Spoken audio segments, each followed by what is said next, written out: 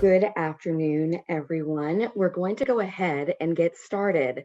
My name is Michelle Nelson, and I am the social media content specialist here at Field Routes. Thank you for taking time out of your day to join us for Skip the Burden, Learn Proactive Safety and Claims Management. Joining us today are Cliff Patterson, Vice President, Business Insurance Services Agent for McGriff Insurance Services, and Kevin Ferguson, Risk Control Practice Leader with McGriff Risk Solutions. Before we get started, I'll give you a little bit of background on both of our guests. Cliff Patterson began his insurance career in 2003 at SIA Group in Jacksonville, North Carolina, after graduating cum laude from the University of North Carolina at Greensboro. During his 13-year tenure, he worked with numerous industry groups and associations in the company's hospitality and pest control programs. Patterson joined McGriff Insurance Services, formerly BB&T Insurance, in 2016, and currently serves as Vice President, Business Insurance Services Agent for the company's hospitality and pest control practices. He specializes in property and casualty insurance and risk management, and to date, he has insured hundreds of PMPs and hotels across the United States. Patterson holds CIC and CRM designations, is a two-time Sterling Award winner, and has earned a place in the President's Club every year of his employment. In regard to Kevin, as a risk control practice leader for McGriff Solutions, Kevin Ferguson works closely with clients to evaluate risk exposure and develop strategies, processes, and safety programs to reduce their total cost of risks. He is a member of the American Society of Safety Professionals, a certified safety professional, and holds an associate in risk management designation. Ferguson graduated from Virginia Tech, earning a bachelor's degree in industrial and systems engineering. His areas of expertise include construction, manufacturing, ergonomics, and fleet safety. We welcome you, gentlemen. Thank you, Michelle, and thanks everyone today who tuned in. We're excited about today's presentation, so let's get going.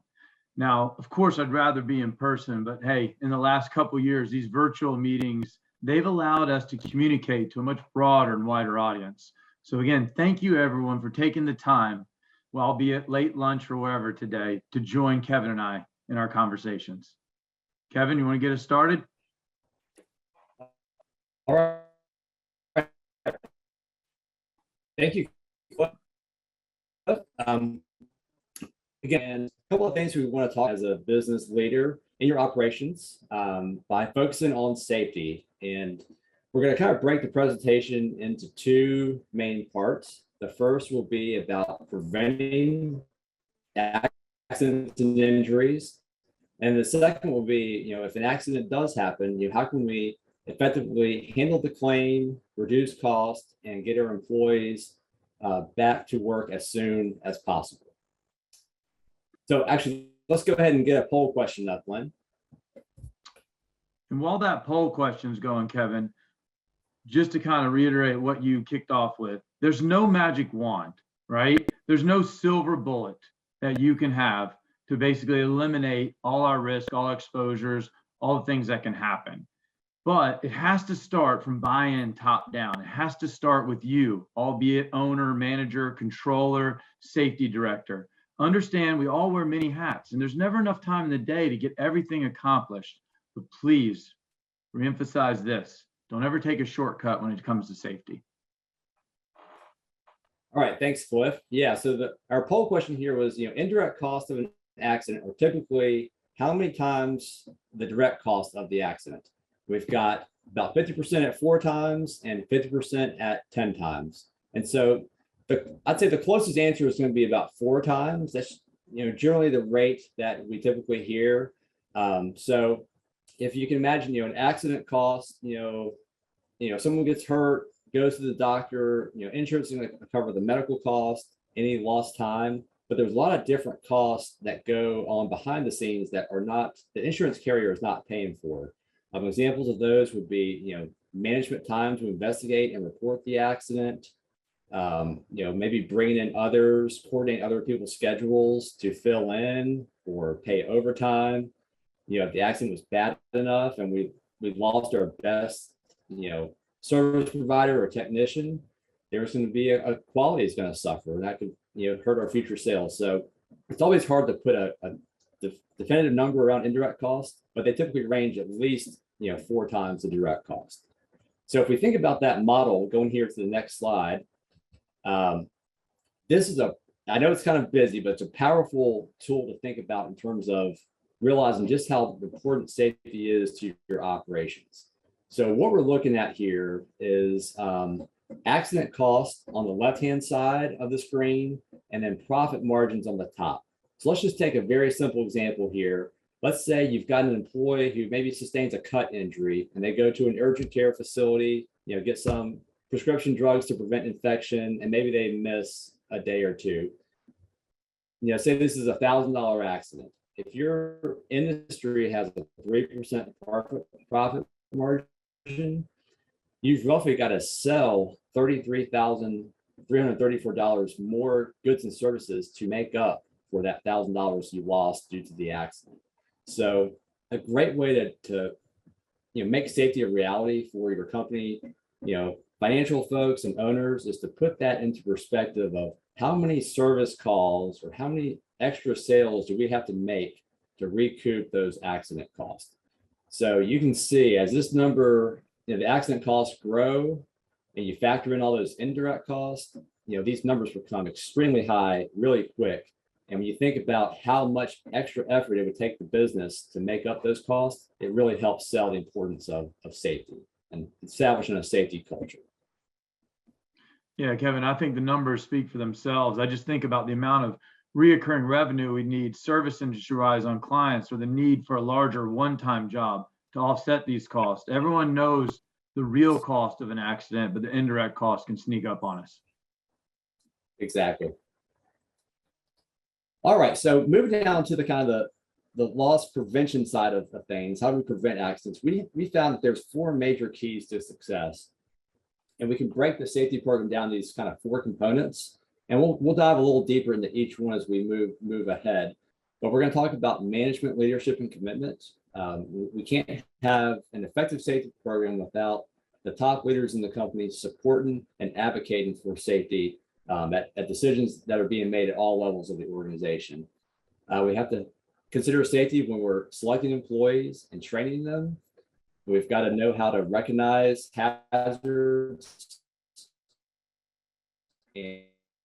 and what the appropriate control measures are, to respond to those, and how to manage the associated claim. So those are kind of 4 areas we're going to be working towards. So first, Kevin, with top management commitment, again, go ahead, Cliff. Sorry, back to that slide real quick. I just have a comment on each of the points. Obviously, you heard me talk about from top down. Leadership obviously starts, and it has to be a buy-in from everyone. But for number 2, that employee selection and engagement, one thing very, very important that I want to reiterate is there's a strong correlation in the amount of claims or incidents that happen, with newer employees. And that's albeit around workers' comp injuries, even auto accidents. So employee selection and engagement, make the effort, invest to get that right the time one, because high turnover usually equals, to frequency and a lot of problems. Number 3, the hazard readiness control. It's very important that every member of our team must buy into that. And then the last one, incident response and claims management. If there's anyone that's ever heard me talk before, there's one word that I reiterate, and I hope if you don't take anything else from our talk today, it's a little D word I say, I promise it's not a nasty word, it's documentation. So remember documentation. Equally important, and to that point around that same line, is prevention. And so we'll get into that, the documentation side and obviously prevention side. Thanks, Kevin. Right.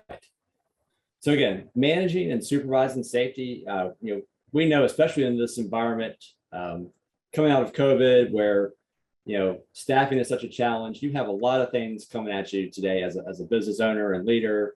But we still want to make sure we give safety the time it's due to establish that positive culture throughout your organization. So you guys as leaders in the company are the front line and setting the tone for safety, supporting safety initiatives.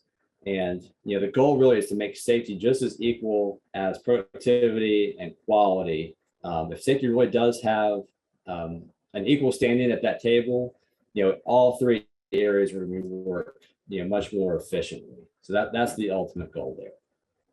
All right, and I'm just going to touch on this for now, and we'll get into this maybe a little bit later. But the insurance market has been firming the last few years, and as of today, there's certain industries and specific lines of coverage that are experiencing a full-blown hard market. So why do I mention this right now? Because all of this buy-in really helps your situation. And that could mean anywhere between lower rates. It could mean those of us that have gone through any renewals recently, especially around the auto line or maybe high hazard risk property or casualty line, it means minimizing your increases. It could even mean just your eligibility for different programs and simply just being insurable.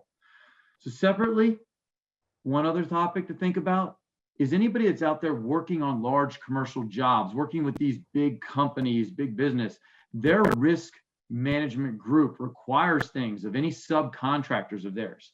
And you have to have the safety program. I've worked with several hundreds of my clients before when they're bidding jobs and they need to see your safety programs, your protocols, your EMR report. They want to see your accidents, your dot ratios. So remember, it's not just buying in for you. Sometimes it's maybe opportunities too for new clients, especially the larger clients going forward.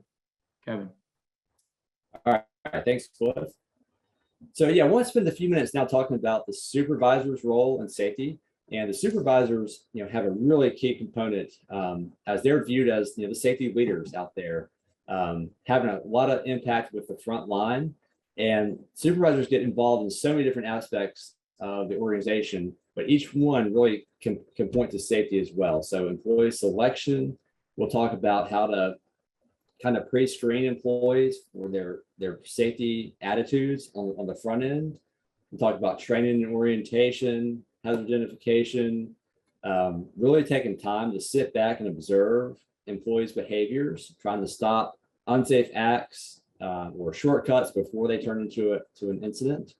And then we're going to talk about the importance of accident investigation, doing quality investigations after accidents, directed medical care, showing empathy and concern when an employee does get hurt, and then providing working with the carriers to bring them back to work as soon as possible. And we do realize supervisors have a lot on their plate, a lot of paperwork in some cases. And one of the things that really does take courage to be a great safety leader. And there's a program out by OSHA called the Foundation for Safety Leader, because it's really an awesome one. They define it as a person who has the courage to demonstrate that he or she values safety and communicates that to their team members in spite of the presence of other pressures such as scheduling and cost. And I think that's so powerful because schedules are always going to go haywire. Costs are always going to be a factor. They're going to be limited with time and resources. But despite of those, we still, as a supervisor, have to maintain that safety is our number one priority. Great comment, Kevin. We'll get into each of these over the next few slides, so I don't have anything further to add. Kevin, real quick, I did want to let you know the microphone's kind of going in and out just a little bit here and there. So moving forward. Okay, I'll get a little closer here. All right, so we want to shift gears to the hiring process. This is kind of where you first interact with future employees. And so we want to make sure that we have applications are in place. We physically interview the candidate. And during that interview, it's really critical to ask kind of leading questions about what's the applicant's experience been with safety, and maybe ask them, describe a situation where they were had to make a difficult decision regarding safety, and what did they do? And this does two things. It helps give you an idea of what their risk tolerance is and how they view safety. And it also lets the applicant know that, hey, this company that I'm coming to work for is serious about safety, and this is not the place to play around, or I'm not going to be able to get an easy claim. And so it really does two main factors there. If you really can screen on the interview side for safety, taking candidates on a walk to your facility, or at least giving them a really good description of what they're going to be doing at work. We see injuries happen when an employee has an idea of what they're going to be doing on their job, and then they show up and it's totally different. They become frustrated, disengaged, and that's when accidents can happen. Checking references as well. And then I won't get too much into the post-offer side because it does involve HR as well. But most importantly, if the employee is going to be driving, we want to make sure that we're checking motor vehicle records. We're doing pre-hire drug screens, and kind of the next level would be doing some type of post-hire physical or medical questionnaire to really make sure that our applicants can meet the demands of the job. So again, the first place we want our employees to interact with safety is on the hiring front. Those are all great stats, Kevin. And guys, I can't tell you, I empathize with you. I empathize with everyone out there right now, all industries, large or small. It is hard to find employees. It is hard to find good help, but do they have a pulse job requirement or job offer? It just does not work. It doesn't work. I mean, we know about how high turnover is when we go that route. We talked about the accidents and incidents, especially with employees that have been with you less than 6 months previously, but just don't take those shortcuts. Let me share with you an example. I had a client of mine recently. The turnover was through the roof. They had accidents galore. They were one incident away from not having involuntarily a work comp carrier.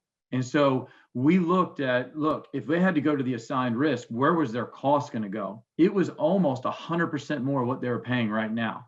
So we tried to revamp their entire new hire package. They implemented things like drug-free workplace programs. They implemented so many different things as far as, when they come to the interview process, they had driving candidates have to bring their MVR to just show a little accountability, a little initiative on their end. So we made it a lot harder, and boy, they were scared at first, but they started getting better applicants. They started getting employees that were hanging around long-term. And I'm happy to report now, almost 18 months later, they're doing a fantastic job. The incidents are down, and they've become a sought-after place to work. And all because they bought in and they offered benefits, and they did this on the front end before it got too late. Kevin? Yeah, great example, Phil. All right, so now that we have an employee in the door, I know it's tempting to kind of throw them into the mix and get productivity ramped up right away, but we've got to make sure we take a pause and go through a new hire orientation process where we talk about expectations on the personnel side, on the safety side. What does safety look like at your place of business? We want to do job specific training, let them know how to handle emergencies, how to report incidents. We're going to talk a little bit later about the importance of timely reporting. If it happens, incident, near miss, we need to report that immediately. We want to check for understanding. So we don't want to just do a quick training the first day and then never revisit it. We want to have like a quick check-in every 30, 60, 90 days, maybe pairing them with a seasoned employee for several weeks to really make sure that they're getting good habits in place and not coming in and, taking shortcuts or not following the exact procedures from the start. So again, we really want folks to, take the time to do a great new hire orientation. And we know the challenges that we've all faced the last couple of years in dealing with this. Look, the number one most challenging task for companies post-COVID or during COVID is onboarding. Remote takes longer, it's less efficient. It's harder to gauge if the employee is the right fit for the job.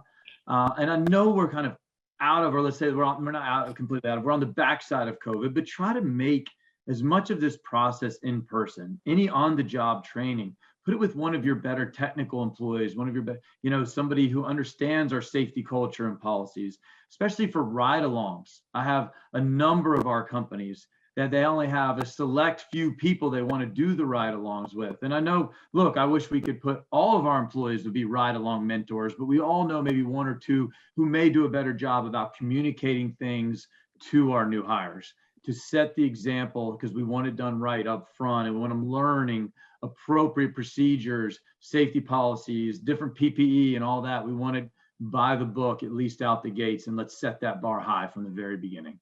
Kevin. All right. So that third element that we talked about as being a critical key was dealt with hazard identification and control.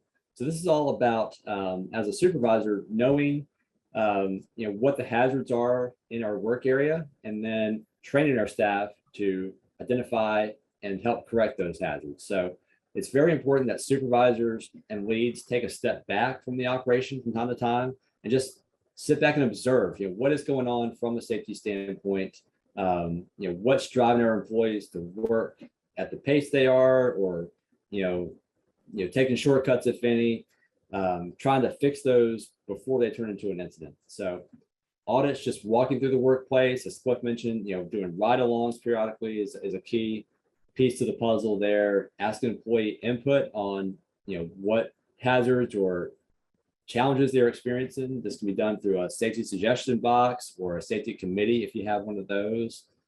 And then doing periodic awareness training. So this may vary by industry, but toolbox talks are very commonly done on a weekly or monthly basis, just to keep safety on the forefront of employees' minds, get everyone talking about specific hazards they'll face on the job that day, and then what are we doing to control those.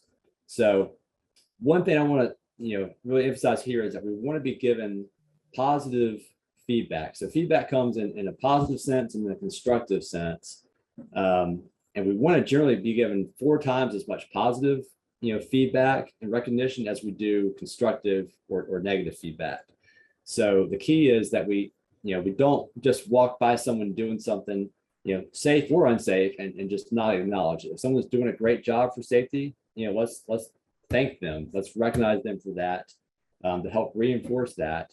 And if someone is doing something that puts them or others at risk, we need to stop them on the spot and make the corrective action there, and give them that feedback that, hey, we got to make a change here before someone gets hurt. So the most important thing is that we don't just interact with our folks when something's gone wrong or when there's a problem, but we're constantly providing positive and negative feedback on hazards and behaviors. And everyone, this is Kevin's forte. If you've ever walked a premises or a property or a warehouse with Kevin, he is so good at pointing these things out. But here's my challenge to every one of you.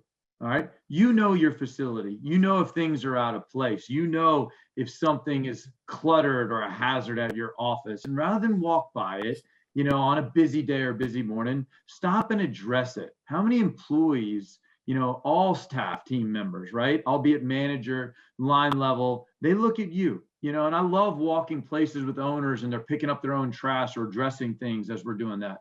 I love also being there when, the inspectors come out for your various industries or associations, or insurance company auditors or safety and loss control inspectors, and they open up the vehicle and I can see the technician in the owner's face as 18 Monster Energy drinks fall out of it, or all this clutter in there.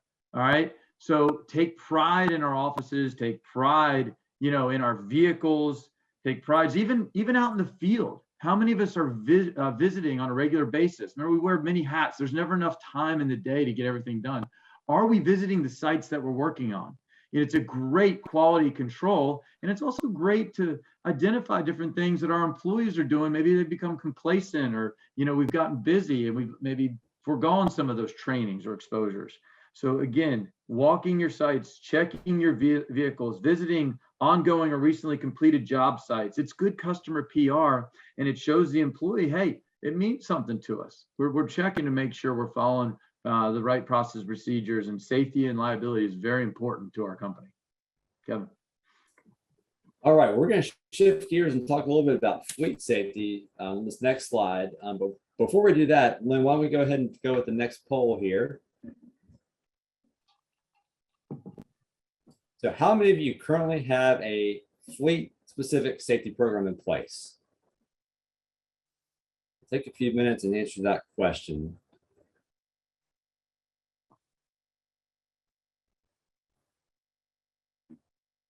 This can be, part of your other condensed safety program, or a side program. We got about 50-50. So 50 do, 50 do not.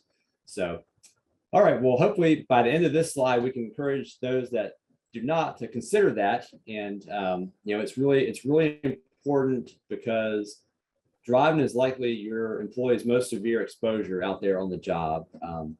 The roads are traffic is getting crazier and crazier as folks are back to work, out on the roads.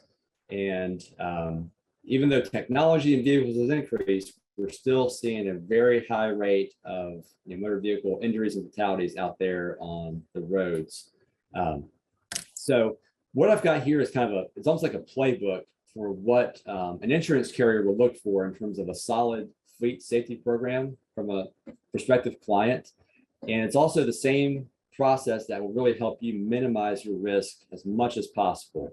You can't control everything out there when your drivers are out on the roads, but these are things that you can control. So the first and foremost is knowing who's driving their vehicle and making specific rules about who's allowed to drive the vehicle, and then do they meet certain criteria. And by MVR here, we mean motor vehicle record.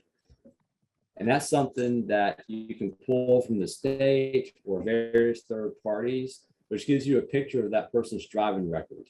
We typically look at the past 3 years for speeding violations, at-fault incidents, and we look back about 5 years for those major violations, such as passing a school bus or hit and run type incidents or alcohol-related violations. So every carrier is going to want to make sure that you have some type of written criteria, a way that you judge drivers, and an action plan if a driver doesn't meet that criteria going forward. We recommend this to be done at higher and at least on an annual basis. And even more so, we're recommending that companies do this on a continual basis, where you partner with a vendor to check those records and let you know if something happens on a monthly basis to give you even more protection. The next step is adopting and enforcing a standard set of fleet policies and procedures. What are the expectations for seat belts, speed, following distance, use of mirrors, use of technology, eating and drinking in vehicles, all these different factors that affect safe driving. It's great to have a separate distracted driving policy, which addresses things like how we handle GPS units, how we handle cell phones and texting, are we going hands-free, all those important areas with distracted driving. And then not just assuming that, if someone has a license that they can drive your vehicles, right? Sometimes that's a mistake we see clients make. And so we want to do periodic driver training, and especially if it's a unique type vehicle, such as a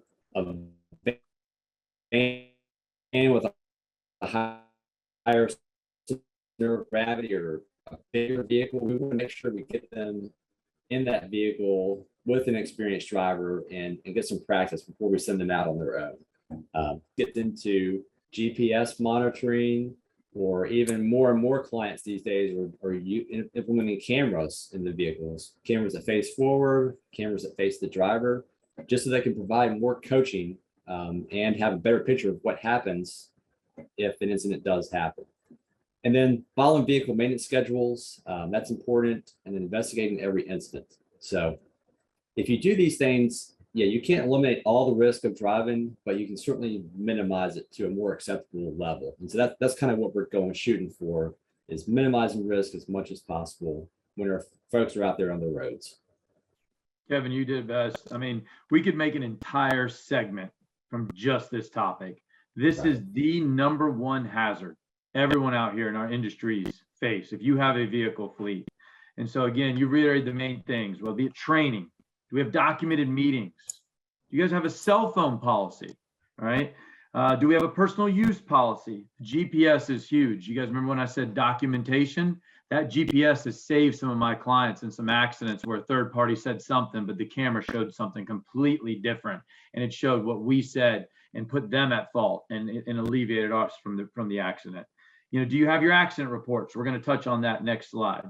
But the number one most claim dollars paid out from anybody as far as severity goes on workers' comp comes from auto accidents. So this is very important. We want our employees to go home just the way they came to work. So you've got to have focus around auto safety, you know, and fleet safety best practices. Thanks, Kevin.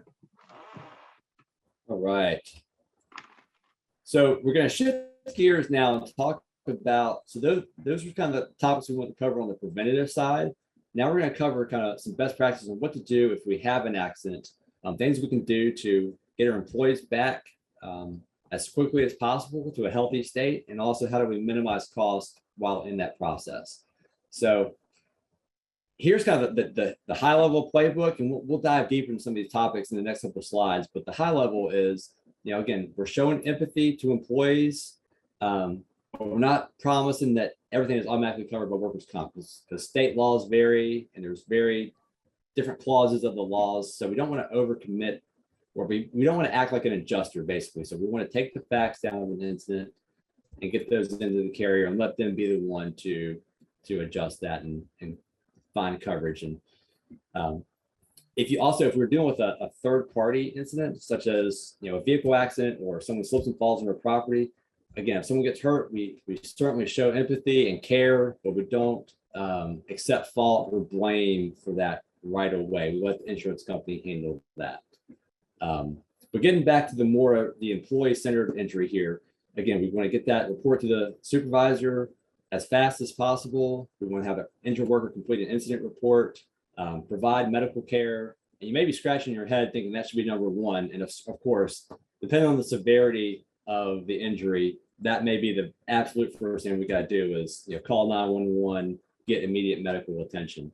But some injuries are, you know, back injuries or strains, you know, are not as urgent, and we can have the injured worker complete some of these initial tasks up front.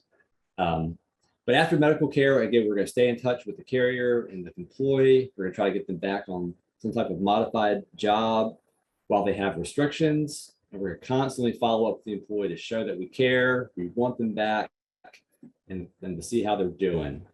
The supervisor needs to get that report to the insurance company as soon as possible. Again, just setting a standard of 24 hours is a great starting place. And then we don't want to just leave it at that point. We want to investigate the accident, figure out how we can get better, and again, maintain communication with all parties throughout the process.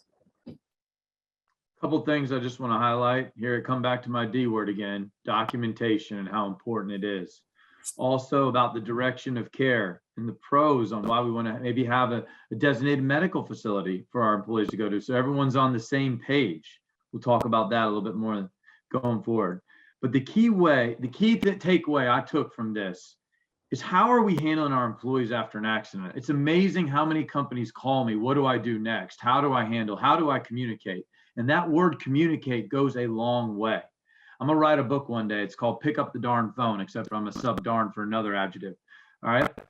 If you call them after an incident, if you call their family member after an incident, it goes a long way.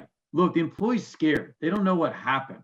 There's so much going on. The wheels are turning. They're worried about their job. They're worried about these costs that are coming up. But our priority number one to reemphasize to them is, look, we're going to get you the appropriate medical care. Our goal is to get you healthy, and then we want to get you back to work. Reiterate to them, they're not in trouble. You know, you're not going to be fired because you got in an accident. All right. We'll look into all the stuff and the preventative and the stuff, you know, in our post-accident, you know, and medical bills are covered. You know, they still have a job, and we want them back to work ASAP. Remember, communication goes a long way, and this can show and reiterate the culture of your company. It keeps morale up, and it may avoid litigation or a legal situation you might be in, and certainly keep claims cost and expenses down. Because again, employee is number one, getting them back to work is like number 1A or 2. Kevin? All right, and just to reiterate the importance of timely reporting, this chart here shows that if an accident happens and we go into 2 weeks, 3 weeks, 4 weeks, the average total cost of that claim is going to increase exponentially here. So, 45% if we wait almost a month to report that. And, there's a lot of benefits for reporting early. Some of these include, again, showing employees that you care. The employee, again, like Cliff mentioned, they're scared. They don't know what the process is. They get their questions answered from the carrier. The carrier can provide the necessary treatment authorizations if they need more in-depth medical treatment like MRIs or specialist referrals, prescriptions filled, questions about lost time. How does my check keep coming in? All these questions can get answered if we report that claim as soon as possible. There's also, again, as Cliff mentioned, we document what had happened. If the carrier has questions about, did this really happen at work? If we've documented and reported it right away, that definitely minimizes those questions. But if we wait, several weeks to report it, there's so much that could have gone on at the employees when they're off of work, at home, playing sports, working a different job. There's just so many more unknowns if we wait and don't report that claim. So most carriers want 80% of your claims reported within 0 to 3 days. That's kind of the benchmark, is to get 80% of those claims in within 0 to 3 days. We know there's going to be, some things that happen on weekends or odd claims, but 80% we want to get in as soon as possible. So any other thoughts there, Cliff? All good points. I think the numbers speak for themselves on the previous slide, and with this one, obviously the protocol documentation is better. And look, the medical address sooner than later. Do you know how many times I've had the call from a client the next morning? And oh yeah, we had an incident happen yesterday. Employee thought they felt okay. We talked about it. They continued to work, or maybe they just went home. But then later that evening, they felt worse. The pain was bad, albeit head, shoulder, knee. So they ended up going to the ER that night. And anyone that doesn't understand cost, the emergency room these days, you're not getting out of there for less than $5,000, versus they could have gone to the urgent care and addressed it maybe earlier that morning or even early afternoon that day. So again, remember our goals and communications to our employees. Thanks, Kevin. All right. And then we also want to have internal procedures for reporting. So we want to have a good incident report that supervisors and employees have access to. They shouldn't have to, spend hours trying to track that down, when an injury happens. So making that available in vehicles, on company intranet sites. Again, and getting back to that orientation slide, we train employees on the front end when they're hired, and through periodic reminders what to do in case of an accident. And then we also want to have the process kind of ironed out internally in the office. Who's going to report it to the carrier? Who's going to follow up with the employee? Who's going to stay in touch with the employee and the claims adjuster? We don't want to be answering all these questions on the fly. So if you can come up with a great system on the front end, it'll really make the claim process that much smoother. And so a good suggestion that Cliff and I recommend is, coming up with a generic email within your company, such as claims that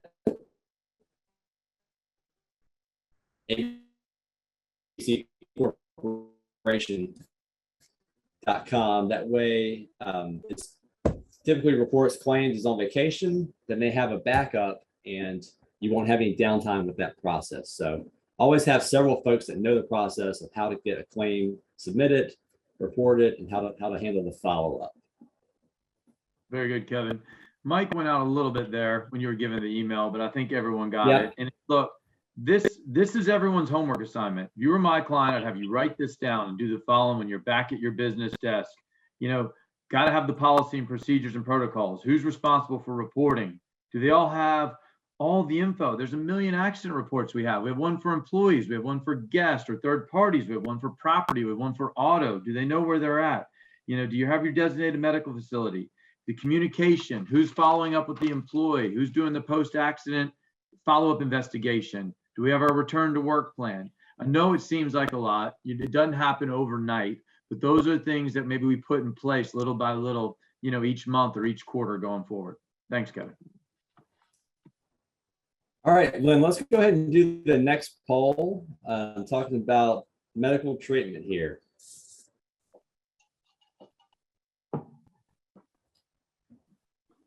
All right, so the question is, after a severe but non-life-threatening accident, where should an employee go to seek medical attention?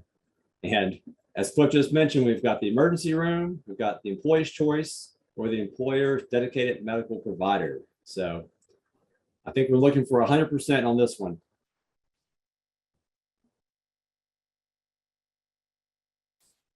All right, we got 50% on emergency room, 50% on dedicated medical provider. So kind of to the point that Cliff mentioned, if it's not absolutely life-altering injury, emergency room required, we want to avoid the ER as much as possible. So a simple cut, a strain, we want to know what our local urgent care can do before we automatically go to the emergency room. So for folks that have multiple locations, developing those relationships with your local panel of physicians, urgent care centers. And again, there's some states where you can't do this, but in most states you can direct care to a specific medical facility. Try to identify those, know what their service capabilities are, how close they are to your office, have directions all set and ready to go. That just helps minimize those ER visits, which are extremely costly for the carriers who pay the bill, and ultimately, for your claim experience down the road. So a couple final points here on medical care. In most states, you can control the medical care and have a big say in how that happens. You want to train your employees, again, to report accidents immediately, direct the employees to a specific facility that's been pre-selected by the carrier or the closest urgent care that you have a great relationship with.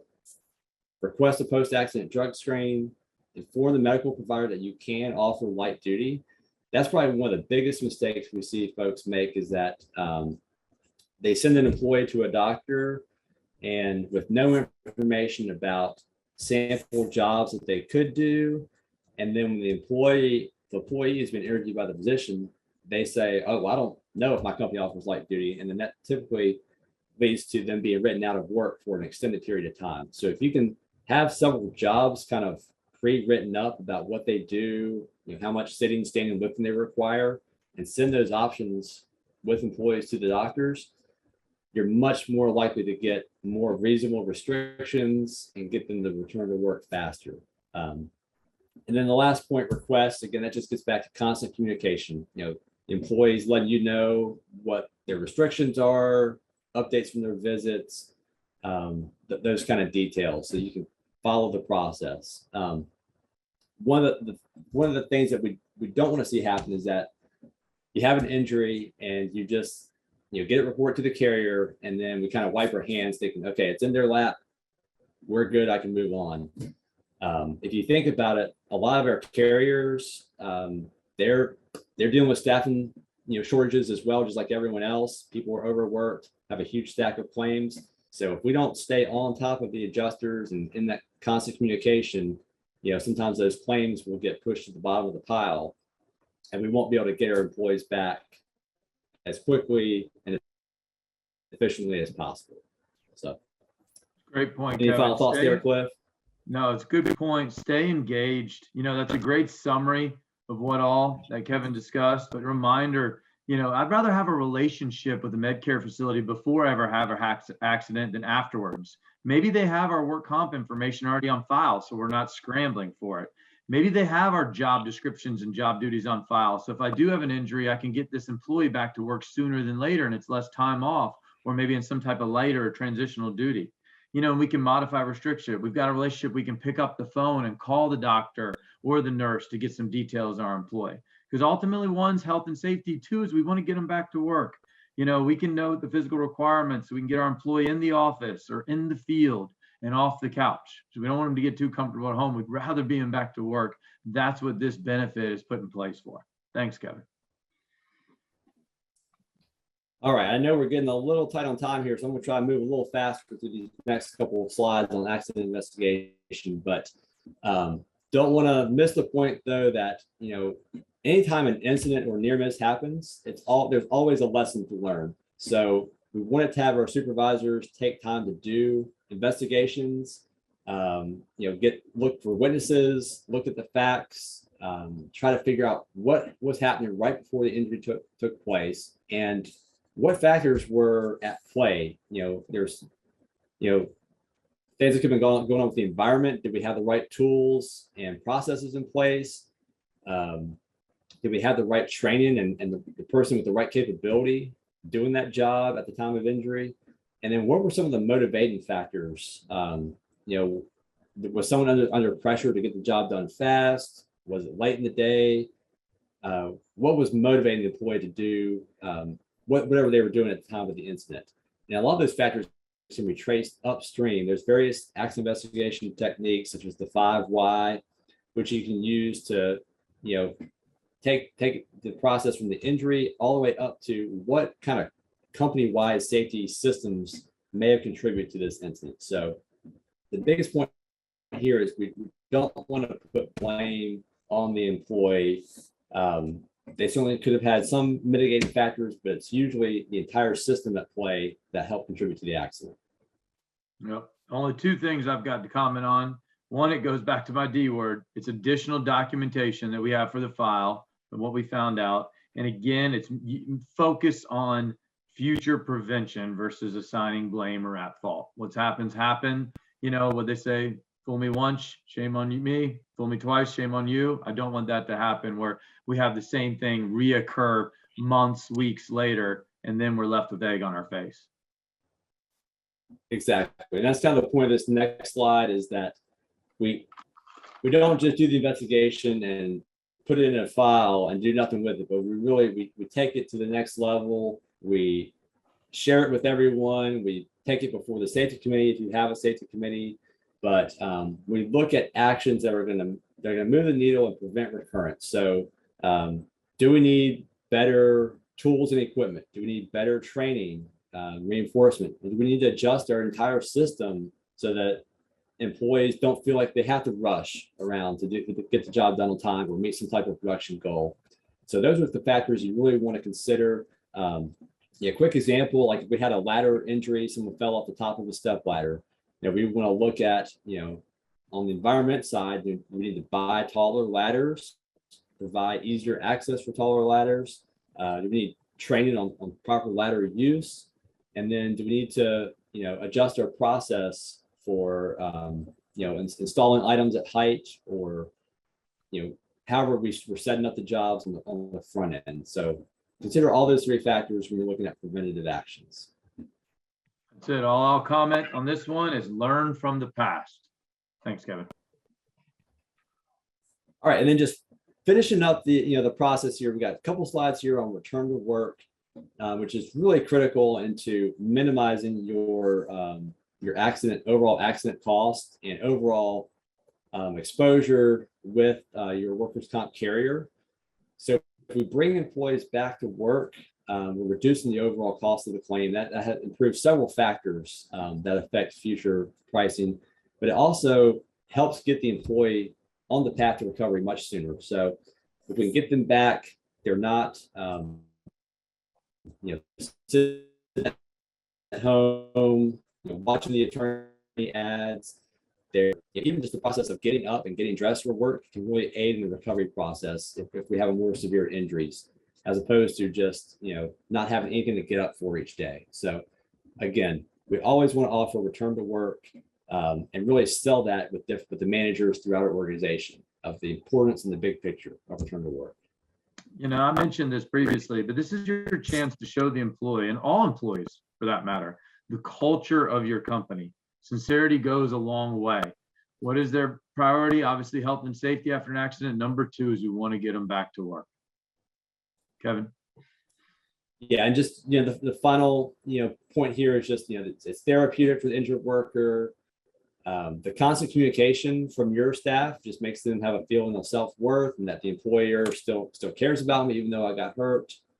Again, allows for productive work versus just receiving money for sitting at home, which can lead to other employees kind of seeing that pattern and thinking, well, maybe that's a route I want to take. And that's certainly what we don't want to have spread throughout the organization. Reduces your indemnity cost, again, which affects your experience mod, which is important for pricing of insurance coverage. And again, just the longer the employee is out of work, the studies show that they're much less likely to ever come back. And in this period where, staffing is tight, we want to make sure that we can get our employees back as quickly as possible. So. And that last note in blue, I think it speaks for itself on this slide. Remember, I mentioned communication. Staying in touch with the employee, returning to work reduces that potential, right, for litigation and the cost to go out. But it's good business practice, communicating up front, communicating during the process, stay engaged. Don't think that someone else is reaching out on a regular basis. You have to take initiative or determine somebody in your office who's going to stay on the employee, keep in touch with the employee, keep in touch with the claims adjuster, keep in touch with the doctor. If you quarterback the process, it goes a lot better than if you just sit around, assume and wait and think someone else is handling it. Thanks, Kevin. All right. And lastly, just to kind of put this package all together, this slide kind of does that for us. It talks about modeling and expecting safe behaviors 100% of the time, providing recognition and providing feedback, for employees, positive and negative, for correcting unsafe acts, again, not walking by safety violations, reporting claims timely, showing empathy, investigating and learning from, accidents and near misses that happen. And then we're managing, we're actively managing, not being on the sidelines with our claims and offering return to work. So I know we've got multiple, industries and operations on the call here, but these general core processes are proven to work across all industries. So again, I hope you all got something out of this, and definitely, as we mentioned on the fleet side of things, definitely don't neglect your fleet exposure. That is one of your biggest exposures. Right. Thoughts, Cliff? Kevin, no, I think you hit it. Most of our talk has been around, the safety of our workplace and the safety of our employees. That's priority number one. I always tell people, when we sit down and have this meeting, look to your left, look to your right. Each one of you of our employees are the lifeblood of our company. And so the reason that we have these meetings or these talks is because we want them to come to work and leave work the same way they came. That we would not be able to operate without our employees. We talked a little bit, or we touched on the auto. That's our greatest risk and our greatest hazard. I didn't know we didn't get into all the liabilities out there. Each one and unique has your own general liability. There's cyber threats and cyber liabilities out there, but there's also employee practices liabilities and out there too. So today we want to focus on these two. And again, we appreciate everyone's time. We appreciate everyone's commitment to safety. And hopefully there's something, like even if there's just one thing that you can take back and learn from it, we're better off than when we started. So again, we appreciate everyone. I think at this time, I'll turn it back over to Lynn and Michelle and the team. Thank you so much for such helpful information. And I'm guessing that our audience does have some questions for you. So everyone, if you haven't done so already, go ahead and submit any questions you have for our speakers using the Q&A icon at the bottom of your screen. They will answer as many questions as possible in the time that we have left. While you all are doing that, I ask that Lynn, our moderator, post a link into the chat to sign up for a free demo of Field Routes. For anyone who is not already a Field Routes customer, this is a great opportunity to experience our operations and marketing suites firsthand. She is also going to post a link in email to learn more about McGriff. All right, so our first question is, let me see.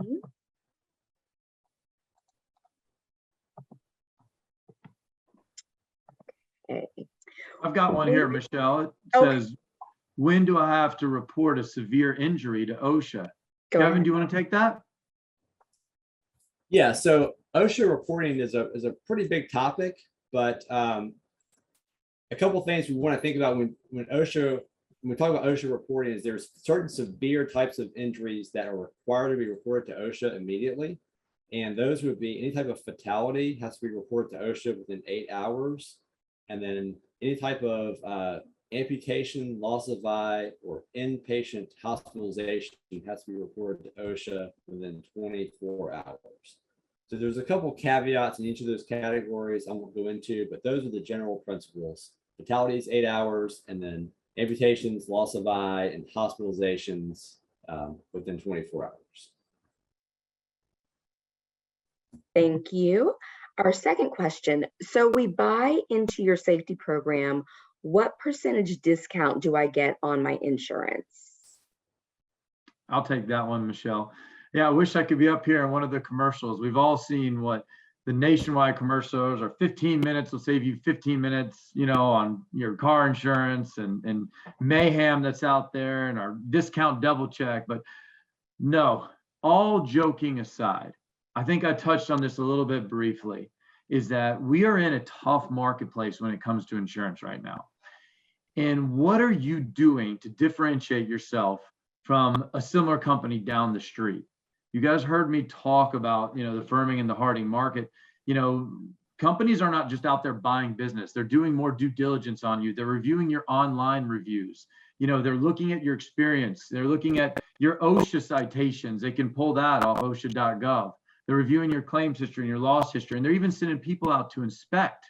All right. So if you buy into this and you have policies in place, is there opportunities for savings? Absolutely.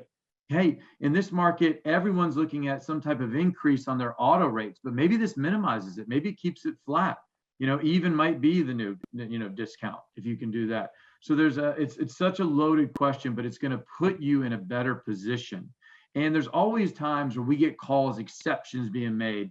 Hey, I've got this inexperienced driver I want to add, or I've got, you know, this risk that we want to get approved. If I'm an insurance carrier and I'm an underwriter and I'm looking at your business ABC or XYZ, and you've got these policies and you've got this safety culture, I'm more adept to wanting to work with you and say, okay, we'll work with you on that, or yes, we can approve that. You know, so there's a number of different things that go in, but I can say those that have bought in and have continuous safety culture and documented meetings, you know, one, usually their history correlates being much better. And two, yes, it does put them in a situation where they're going to get best in class pricing year in and year out on a regular basis. Great. We have one last question. What designates us for having a safety program appropriate for our size? Well, I think if you have a company of one, you still need to have a safety program. But no, look, I live in the real world and not in the ideal, and you know, not an ideal world that most people live in. Especially everyone thinks insurance companies sit up there in a box and they give us all these standards and restrictions and they charge us this premium, and no one understands what we go through day in and day out. Look, the world's a tough place that we live in. We have to wear multiple hats, but understand, you know, specifically like with the auto policy, if you don't have more than 5 vehicles or 10 vehicles, you're not really considered a large fleet. If you don't have X amount of number of employees, you may not have to deal with certain parameters like FMLA and different things like that. OSHA has their restrictions. I may let Kevin, you know, make a quick comment on that. But again, you have to do what's doing best. I would say you would talk, you know, with your consultants, talk with your insurance broker, see what makes sense. No, I didn't build the ark in one day. I don't expect you to do the entire safety program for your company, but little by little, I think you can start month by month, quarter by quarter, and you know, put in practice certain things that'll make you better off in the long run. Well, thank you so much. That is actually all the time that we have today.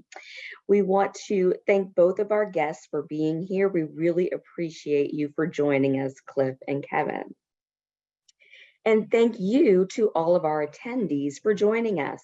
We hope you found this valuable. Remember to watch your inbox and social media feeds for information on our upcoming Growth and Tips and Tricks series webinars.